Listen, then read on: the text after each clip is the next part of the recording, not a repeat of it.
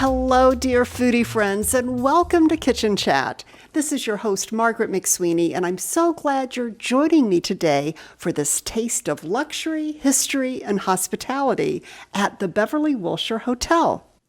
It's so wonderful to be filming this Kitchen Chat today in Cut Lounge, which is across from Cut, the Michelin-starred steak restaurant owned by Chef Wolfgang Puck and Barbara Lazaroff. So excited for you to meet executive pastry chef Riccardo Menicucci here at the Beverly Wilshire Hotel. He is going to share with us about the beautiful amenities he made for Oscar Week celebrations. So, yes, Oscar Week is the week here at BW. And we tend to create a whole program behind the Oscar, what inspired us, and try to create the right ambiance for our guests to fully immerse in what is the Oscar week in LA, in Beverly Hills. It's such a prime, amazing time, and it's so magic, right? Yes. So what we like to do, we create these amenities that of course are movie inspired. Yes. Right here we have a chocolate camera created by my team. My wonderful and great assistant, Chef Lee, create this. And what we do is just pretty much chocolate. It's full automated chocolate. It's chocolate. What kind of chocolate? We use a 62 Manjari from Valrhona. Wow. In the hotel, we only use Valrhona. It's the luxury chocolate brand per excellence, I feel, Yes. and I love to use them. We add some goodies to eat. Honestly, like, yes, you can eat the showpiece if you like. If you don't feel bad about it, you know? Who can ever feel bad about chocolate, especially luxury chocolate? This is our croissant. So periodically in the boulevard we create a seasonal croissant for every season that we get. Summer, winter, Christmas, and of course we have one for the Oscar, right? So this year I was like going through it and thinking and just like, how can I make something that is meaningful but also delicious and it looks cool? So I thought about like, celebration, crown, coronation. So I started thinking about film reel, and I figured this like shape. And I was like, okay, but in a movie, what's happening in a movie? In a movie that is like so many talented people that they cross their craft together, right? Like a director, a filmographer, videographer, costumes, makeup. It's so many high level artists and craftsmanship involved into this. So I wanted to braid it. To braid the love and like to braid this like concept of like creativity and talent, right? Yes. And of course we needed to add some gold because it's the Oscar. You have to add some gold, right? Yes. So we put this leaf of 24K gold that covers our filling, which is made with dulce de leche and candied almonds. Oh, wow. So it's very delicious. Oh, it's very decadent, delicious. Decadent, delicious, luxury, comfortable. When you eat it, you're like, oh, I know this flavor. Oh, this is great. This tastes like, I don't know, the churro that I used to have down the street, but it looks so luxury and awesome, right? So this is what we wanted to do. I love this. You've really elevated the croissant and braided it with such great symbolism. And I love how you mentioned that you can have 15 components, 15 ingredients, yet make a dessert only shine with 3 flavors. Yeah. How does that happen? Well, I think it's up to the chef creating an amazing flavor profile and something that is very fun to eat. Yes. I believe that for me, when you eat it, something that is fun, it's something that has a lot of texture. And like when you plate it in your mouth and you eat it and you get, oh, this is crunchy, this is smooth, this is creamy, and it's fun. Yes. It's fun for you. It's almost like a kid that opens a box and like there is like little packages inside and you keep opening, you know.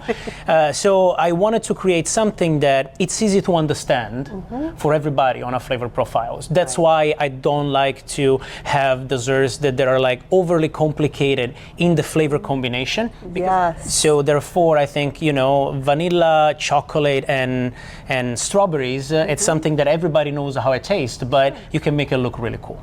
Oh. And taste really fun.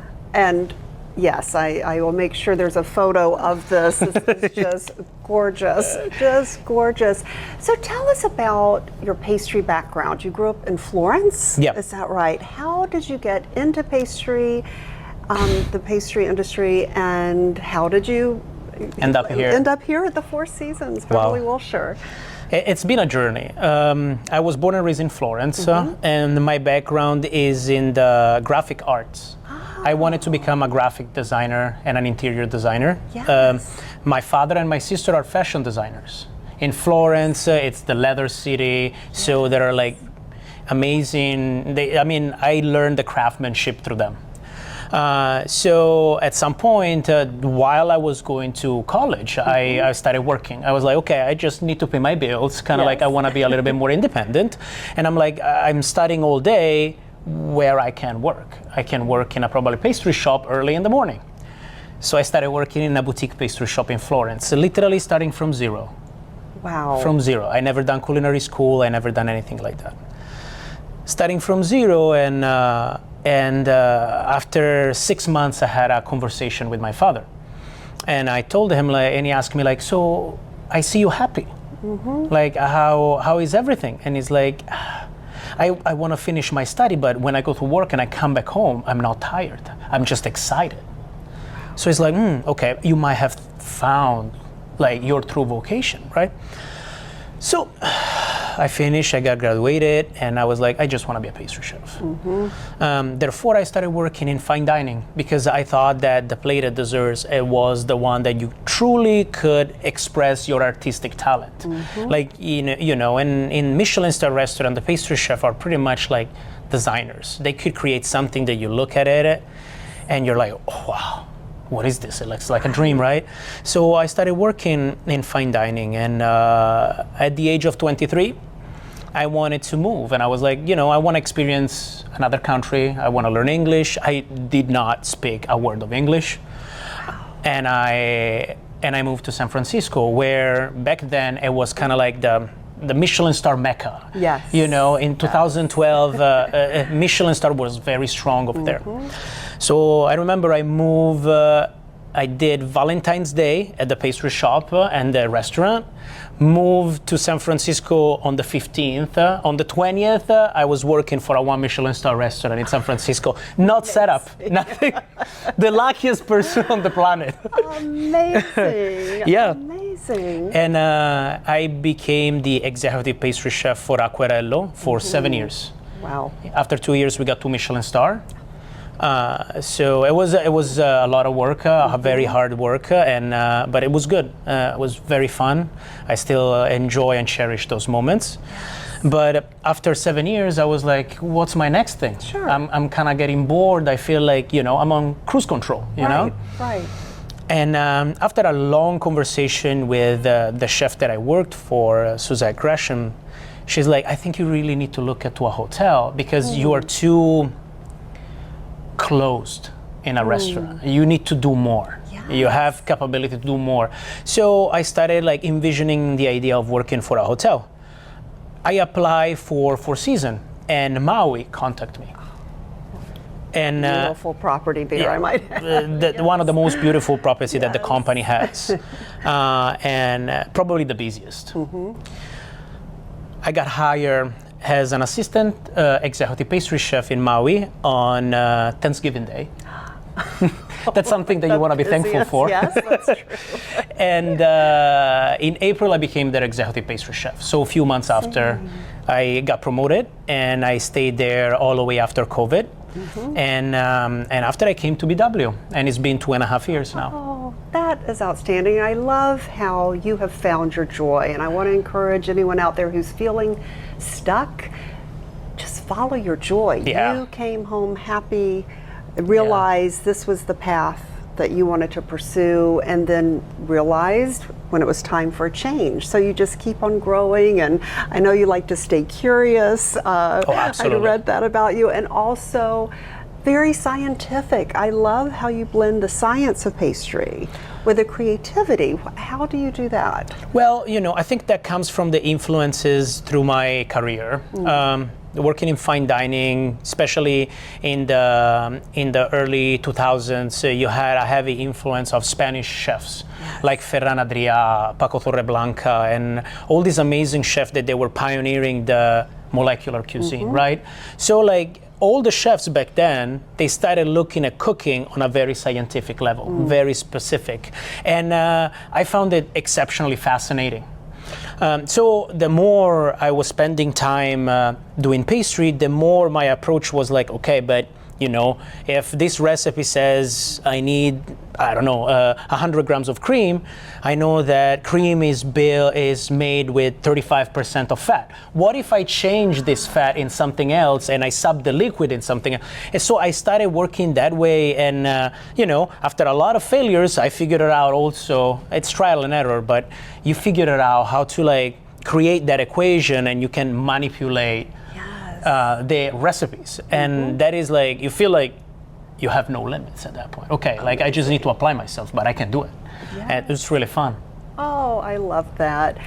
And here at the Beverly Wilshire, there is such a fun history I'd love for us to talk about. I'm wearing red in honor of Pretty Woman. Julia Roberts starred in that here at the Beverly Wilshire. Is there anything on the menu inspired by that show? Well, we have a cocktail, the Pretty Woman, which appears beautiful as a little bit of raspberry and champagne with a petal, red rose petal. But I gotta say, a lot of menu items are inspired by Pretty Woman. We have a Pretty Woman amenity, which is a stiletto made out of chocolate. And I love to send to all the ladies this beautiful stiletto chocolate, and we serve it with some macarons and some goodies. It's really fun, and for a hotel like this, when you come on Rodeo Drive, this place has been here since January 1st, 1928. So what a history! It's insane. When I was told that, I was like, are you kidding me? And so this is Beverly Hills. Yes. Before anything else was around, this building was here. So you have this amazing history. It's glamorous. You walk in here and you almost feel like a movie star, It's just incredible. And we get used to it. We're here sitting in the boulevard. I pass by and there is 3-4 actors that are just having a cocktail. I'm like, oh my God, I'm living in a dream. Starstruck every day. But yeah, and if you think about it through histories, we had Steve McQueen staying here. The Beatles have their first press conference in the Champagne Room, which is on the other side, on this building right here. Yes. So it just congested of history, especially in the arts of music and movies. So it's pretty incredible. Oh, it's a great destination, and I'll provide a link to the hotel. And as a guest here, I have to say it is a beautiful taste of luxury and hospitality and history. You feel so welcomed, and with a delicious serving as well. And the Boulevard, I held my party before the Taste Awards yesterday, and the staff was just beautiful. Everything was beautifully done. So it's a great and delicious destination and a place of history. And I love how, with your background and family genes of design, you continue the fashion of food. I mean, I think you're defining the fashion of food. It's art, right? Yes. Food is art. Yes. Yeah. A food fashionista. Thank you. That's a great compliment. Oh, well, I always like to end Kitchen Chat with a great tip for the home chefs that they can take home with them from a pastry chef's perspective. What are 3 quick things that the home chef should remember? Okay. first of all, when you make pastry cream, you don't need to boil your milk. Very important. Otherwise, you cook the proteins of your milk and it tastes different. Wow. Always mix your dries with a whisk, so you're not gonna have any chunks of flour in your mix. And the last one that I say to everybody, I held here trainings for our new employees, don't ever feel afraid of leave your comfort zone. Always push yourself and like try. Don't envision anything that is other than a new experience. There is no losing or winning, there is just trying and making it happen.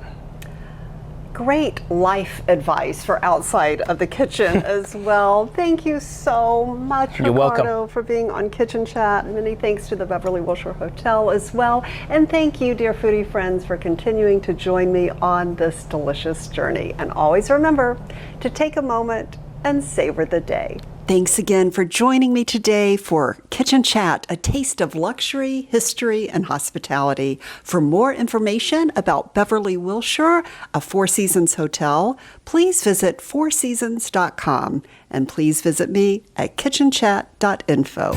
Savor the day.